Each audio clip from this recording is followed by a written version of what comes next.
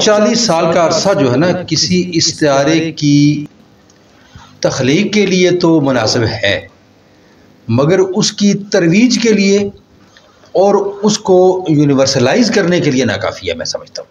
Even پہچان کے لیے، کیونکہ ہم جب غزل کی بات آپ کرتے ہیں تو 500 سال میں استعارے بنے ہیں، سفر کے، سمندر کے، کارواں آپ نے کہا وغیرہ، یہ وہ سارے جتنے ہیں۔ پھر ڈاکٹر صاحب نے بہت ہی مفید ہمیں بات بتائی، یعنی میری معلومات میں شاید بہت زیادہ اضافہ ہوگا کہ معاشرتی سطح جو ہے نا، ہماری معاشرتی جو ترقی ہے یا تنزل ہے، یہ استعارات کو ختم کرتا ہے یا ان کو آگے زندگی نہیں دیتا ہے یا ان میں کچھ تبدیلیاں پیدا کرتا ہے۔ تو سماجی تبدیلیوں کے ساتھ وہ استعارات ختم ہو گئے۔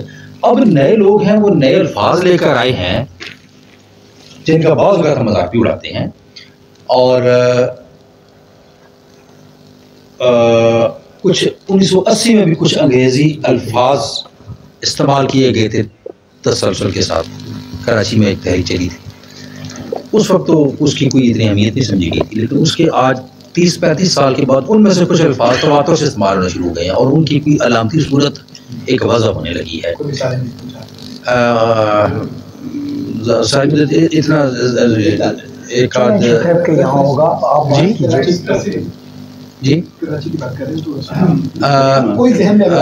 ایسے میں عرض کر دیتا ہوں، جیسے کراچی کے شاعروں کے ہاں آپ کو سمندر کا استعارہ ملتا ہے، جی بڑے تواتر سے مختلف شاعروں کے ہاں آپ کو ملے گا۔ جی جی، میں اصل میں یہ کہنا چاہتا ہوں کہ اتنے کم عرصے میں یہ دعویٰ کرنا کسی بھی نظام کے لیے ممکن نہیں ہے کہ فلاں فلاں استعارے جو ہیں وہ اب زبان کا حصہ بن گئے ہیں اور نسل در نسل وہ استعمال ہوں گے، لیکن اس طرح کی ہمارے ہاں آثار موجود ہیں۔ مثال کے طور پر جو 80 کی دہائی ہے، میں اس کے لیے آپ کو 2-3 مثالیں پیش کر سکتا ہوں کہ اس دور میں جو ڈاکٹر صاحب نے ذکر کیا تفصیل کے ساتھ، وہ بادشاہ، مصاحب اور وغیرہ، یہ وہ غلام دوڑتے پھرتے ہیں مشعلیں لے کر اور وغیرہ، یہ جو سارا تھا، یا سروت صاحب کی انہوں نے مثالیں دی ہیں۔ اس کے بعد بظاہر تو یہ تاریخ ختم ہوتی نظر آ رہی تھی نا، لیکن اب 2023 میں ایک کتاب چھپی ہے، ایک شاعر ہے احمد جہانگیر نام ہے کراچی کا، ان کی آپ کتاب پڑھیں تو آپ مسحور ہو کر رہ جاتے ہیں، اور انہوں نے کاپی نہیں کیے استعارے، یعنی اس تحریک کے لوگوں سے کاپی نہیں کیا، اپنی ایک تخلیقیت کے ساتھ وہ چیزیں لے کے آئے ہیں، مگر استفادہ بہرحال چاہے روحانی ہے یا جو بھی ہے صحیح۔ ابھی ریسنٹلی 2024 میں عابد رضا کی کتاب آئی ہے، اور اس میں 2 طرح کا یعنی میں نے تاثر لیا۔ ایک وہ جو جس تحریک کا میں نے ذکر کیا اور یہ جو سارا ایک پس منظر ہے، اس میں یہ بھی نظر آیا مجھے، اور اس میں وہ جو کراچی والی میں نے عرض کی، اور بعد میں منصور آفاق کی کتاب نیند کی نوٹ بک، اس میں بڑی تواتر کے ساتھ انگریزی شاعری انہوں نے استعمال کی تھی۔ اس کے بعد اب کہیں کہیں ادریس بابر اور دوسرے شعراء، ظفر کے ہاں بھی کہیں کہیں ہے تو، لیکن عابد رضا نے اس کو اور زیادہ، اچھا ایک شاید ماکری شاعر ہے، انہوں نے سائنٹیفک جو اصطلاحات ہیں ان کو کوشش کی تھی بنانے کی، ان کی بھی ایک ایفرٹ ہے، لیکن عابد رضا جو ہے نا اس نے ایک نئے انداز میں، یعنی جو کائناتی ہمارے مظاہر، سائنس اور صنعتی ترقی اور ہماری جو طبی ترقی ہے، ان سب حوالوں سے جو نئے ہمارے تصورات سامنے آئے ہیں ان کو شاعری میں پوئٹیفائی کرنے کی کوشش کی ہے۔ تو یہ اب ان کا یعنی یہ جو مثال ہے، یہ جو استفادہ ہے، اس کو 50 70 80 90 سال لگے، یعنی کہ 2-4 دن کی 30 20 10 سال کی بات، یہ میری گزارش ہے۔ جی صاحب، آپ کی طرف جاتے ہیں، یعنی سوال یہ ہمارے سامنے آیا کہ کیا یعنی استعارہ خلق کرنا ایک اور بات ہے اور اس استعارے کو پہچاننا کہ یہ بن گیا ہے، اب ظاہر ہے یہ پڑھنے والا یا نقاد بتائے گا، تو کیا اس تواتر کے ساتھ اس غزل پر لکھا بھی جا رہا ہے کہ ہم پہچان سکیں کہ جو شاعر شے پیدا کر رہا ہے، کیا اس کا تعین کرنے والا، اس کی پہچان کرنے والا کوئی ہے؟ سر آپ۔ اچھا، یہ جو بات ہو رہی ہے نا بار بار، میں نے وہ شروع میں عرض کر دیا تھا کہ ورلڈ آؤٹ لک کے بغیر استعارے کی کوئی اہمیت نہیں ہے، تمثال کی کوئی اہمیت نہیں ہے۔ پھر یہ بھی کہا گیا کہ درسی سطح پر تشبیہ، علامت، استعارہ، تمثال ایک چیز ہے، یہ بہت مختلف ہیں۔ اب خود جو یہ امیج ہے، اس کی 2 صورتیں ہیں، ایک ہے ایڈیوگرام اور ایک ہے وارٹیکس۔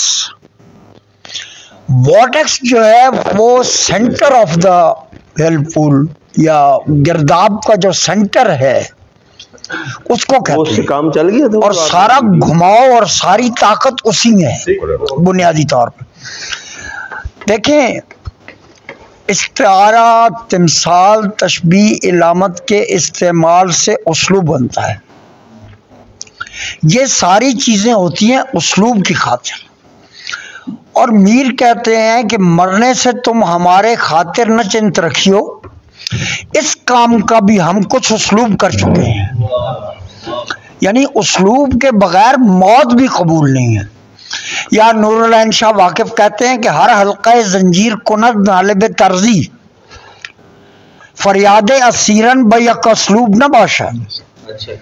تو دعا کا ڈاکٹر صاحب نے جو کہا وہ آج بھی مثلا افتخار عارف کے یہاں استعارہ کربلا کے علاوہ دعا کا استعارہ بہت زیادہ ہے، اور جو شاعر ہیں پرندوں کا انہوں نے ذکر کیا، تو سب سے اعلیٰ شعر جو آج تک میں نے پرندوں پہ پڑھا ہے، جدید شعر یعنی، وہ ہے کہ پرندے پھڑ پھڑائے دیر تک اور اب یہ عالم ہے کہ اڑتے بھی نہیں ہیں اور پر پھیلائے رکھتے ہیں۔ تو یہ اصل میں جس دور سے شاعر گزر رہا ہوتا ہے اس کی نمائندگی، یہ نہیں ہے کہ ہر شاعر اپنے دور کی نمائندگی کر رہا ہوتا ہے۔ بعض اوقات یوں ہوتا ہے کہ آبجیکٹیو کنڈیشن آپ کی ایک ہے، لیکن شاعر اس آبجیکٹیو کنڈیشن کو سبجیکٹیفائی کر کے کہتا ہے جب، تو کوئی میر ہوتا ہے، کوئی درد ہوتا ہے، کوئی سودا ہوتا ہے۔ یہ جواب آ گیا۔ تو بنیادی یہ بات ہے، اس کو پہچاننے کی ضرورت ہے کہ آپ کی ہسٹوریکل کنڈیشن کیا ہے۔ مثلا کوئی صنف بھی اس کو وقار جو ہے وہ عطا ہوتا ہے فنکار سے۔ ہمارے یہاں ابھی انڈسٹریلزم ہی صحیح نہیں آیا تو پوسٹ ماڈرنزم میں ہم کس طرح داخل ہو سکتے ہیں؟ ابھی جدیدیت ہی پوری طرح نہیں کھلی تو مابعد یزیدیت تک کیسے آپ جا سکتے ہیں؟ تو یہ وہ نہیں ہے۔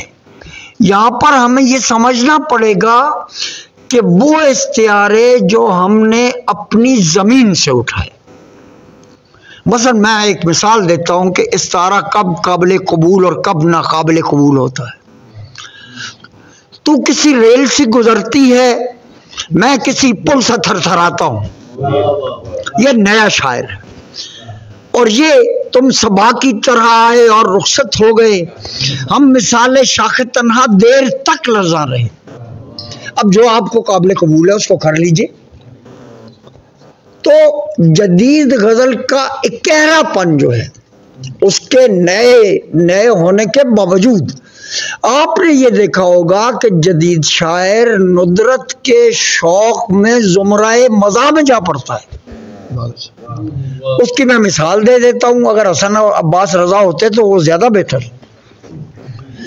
بچوں کے ساتھ آج اسے دیکھا تو دکھ ہوا، ان میں سے کوئی ایک بھی ماں پر نہیں گیا۔ تو اب یہاں پہ کوئی گو بگو کی سچویشن نہیں ہے، واضح طور پر یہ شعر زمرہ مزاح میں داخل ہوگا، لیکن آپ کے یہاں مزاح کا شعر سنجیدگی میں کیسے آ سکتا؟ میں نے پورے اردو ادب میں اس سے بڑا شعر نہیں پڑھا جو پاکستان کے حالات ہیں۔ وہ ایک مزاحیہ شاعر ہیں جن کو زمانے نے خود غروب کر دیا، اور وہ خود بھی کچھ غروب ہونا چاہتے تھے۔ اختر عالم صدیقی کے چھوٹے بھائی انور عالم صدیق، ان کا شعر ہے، وہ کہتے راہ بری ہے کہ آج نیفے میں ازار بند کو رستہ میرے قلم سے ملا۔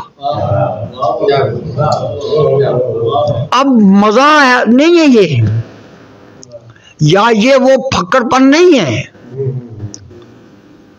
آپ نے یہ دیکھا کہ بنیادی طور پر جتنی بھی گفتگو ہوئی، ہم نے شہزادے کا، شہزادی کا، بادشاہ کا، خرجین کا، خود کا، تلوار کا، گھوڑے کا، مرکب، راکب، یہ وہ سارے رکاب، یہ ذکر ہم نے سنا۔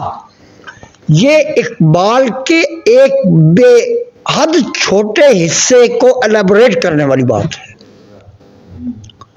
اقبال ایک ایسا جن ہے جس سے بہت سارے لوگوں نے راستے نکالے، اور بڑے شاعر اس کا شکار ہوئے. میں نے اس دن بھی ذکر کیا. تو استعارہ نیا خلق ہوا ہو یا نہ خلق ہوا ہو، اس کے بعض کارنرز جو ہیرے کے جیسے ہوتے ہیں ان کو چھونے کی کوشش بعض لوگوں نے کی ہے.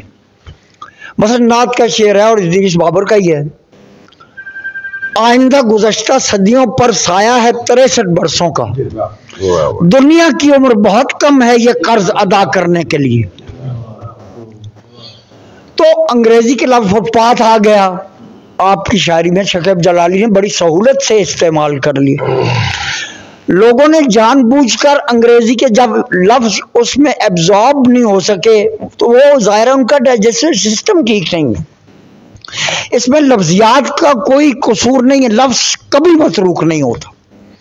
بڑا شاعر اسے چھو کے زندہ کر دیتا ہے، بجائے خود لفظ جو ہے وہ متروک نہیں ہوتا. اور سوری، یہ جو شعر بار بار سنایا جا رہا ہے مجھے ایک تکلیف ہے تو مجھے وہ سنانا. یہ بھگت کبیر کا شعر ہے، یہ نہ عدیم ہاشمی کا شعر ہے اور نہ عباس تابش کا شعر ہے. تال سوکھ پتھر بیو ہنس کہوں نہ جائے، پچھلی پریت کے کارنے چن چن پتھر کھائے. ہم ہیں سوکھے ہوئے تالاب پہ بیٹھے ہوئے ہنس جو تعلق کو نبھاتے ہوئے، بھولتی کب ہیں بھلا پچھلی رتوں کی صحبتیں. ہنس بیٹھا ہی رہا سوکھے ہوئے تالاب پر.